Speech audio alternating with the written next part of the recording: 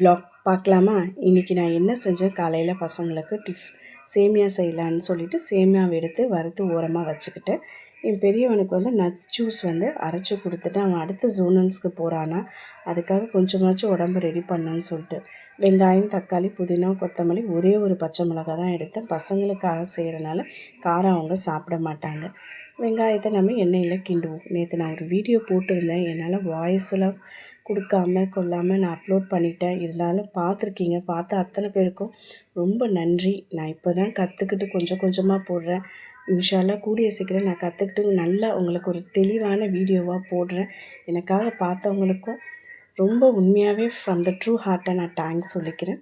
ரெண்டாவது புதினா, கொத்தமல்லி, வெங்காயம், தக்காளி வச்சுருந்தோம் இல்லையா, எல்லாத்தையும் நல்லா நம்ம எண்ணெயில் போட்டு வதக்கிடுவேன். நான் ரொம்ப எண்ணெய் சேர்க்கலை, அதனால தான் கொஞ்சம் சிம்மில் வச்சு நான் கிண்டினேன்.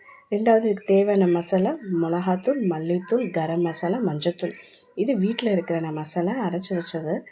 அதை நம்ம போட்டு எல்லாத்தையும் சும்மா தண்ணி ஊற்றாமல் ஒரு தடவை கிண்டிக்கோங்க. தண்ணி ரெண்டாவது எடுத்தோடனே தண்ணி ஊற்ற வேண்டாம்.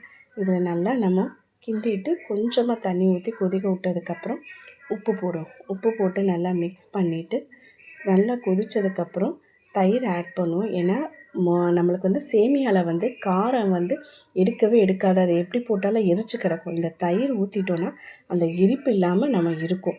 அதுக்காக தயிர் சேர்த்து பாருங்கள். பர்டிகுலராக குழந்தைங்களுக்கு கொடுக்கும்போது தயிர் சேருங்க. நான் 2 முட்டை போட்டு பசங்களுக்கு முட்டை சேமியா கிண்டி கொடுக்கலான்னு சொல்லிவிட்டு நான் முட்டை ஊற்றிட்டேன்.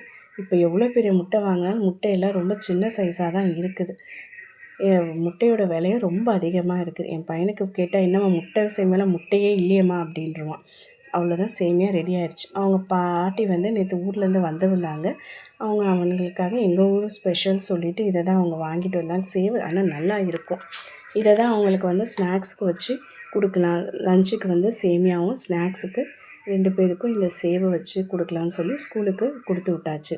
மத்தியானத்துக்கு பயிர், எங்கள் தோட்டத்தில் விளைஞ்ச பயிர், தட்டாம்பயிர், இதை எடுத்துகிட்டு வந்தாங்க. இதை ஊற போட்டுட்டு என் ஹஸ்பண்டுக்கு கொஞ்சோண்டு சாதம் ராத்திரி வச்சுருந்தேன். அது அவங்களுக்கு கூழ் தான் மோஸ்ட்லி இப்போ ப்ரிஃபர் பண்ணுறாங்க. வெயில் அதிகமாக இருக்கனால கூழை எடுத்து நான் கிண்டி வச்சுட்டு குழம்பா செய்ய நான் ஆரம்பிச்சிட்டேன். வெங்காயம் வெந்ததுக்கப்புறம் எனக்கு உங்கள் ஆப்ஷன், நீங்கள் எந்த காய்கறி வேணாலும் போட்டுக்கோங்க. நான் கத்திரிக்காய், முருங்கைக்காய் போட்டு நல்லா வதக்கிட்டேன். எண்ணெயில் வதக்குனா அது ஒரு ருசி வரும். வதக்குனதுக்கப்புறம் இதுக்கு தேவையான மிளகாத்தூள், மல்லித்தூள் எல்லாம் போட்டு கொதிக்க வச்சதுக்கப்புறம் நம்ம அவிச்சு வச்ச பயிரையும் எடுத்து போட்டு நல்லா மலன்னு கொதிக்க ஆரம்பிச்சிச்சு. கொதித்து ஒன்றதுக்கப்புறம் தான் லாஸ்ட்டாக நான் ஃபைனலாக தாளித்து விட்டேன். நான் எவ்வளோ ட்ரை பண்ணுறேன், நல்லா தான் வீடியோ பெஸ்ட்டாக கொடுக்கணும்னு சொல்லிட்டு முடிஞ்சாலும் நான் போடுறேன். அதே மாதிரி ஊர்லேருந்து கருவாடு வாங்கிட்டு வந்தாங்க, நகர கருவாடு. அதையும் குழம்புல போட்டு கொதிக்க வச்சாச்சு. சுரக்காய் பொரியல் பண்ணி நான் வச்சுட்டேன். இதில் எல்லாத்தையும் செஞ்சு வச்சுட்டு 12 மணிக்கு தான் நான் இன்றைக்கி மார்க்கெட்டுக்கு போனேன். மார்க்கெட் போக லேட்டு, சரியான வெயில்.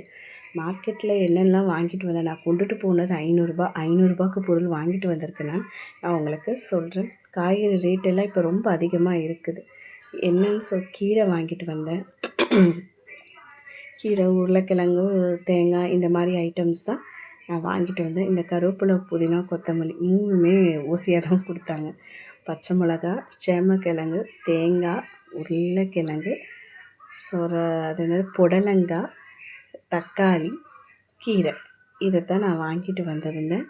ஆனால் தக்காளி நல்ல கலராக இருந்துச்சு. எந்த ஒரு சின்ன பூச்சி, சில நேரம் காய் வெட்டாக இருக்கும், பின்னாடி பழுத்திருக்கும், முன்னாடி காயாக இருக்கும்.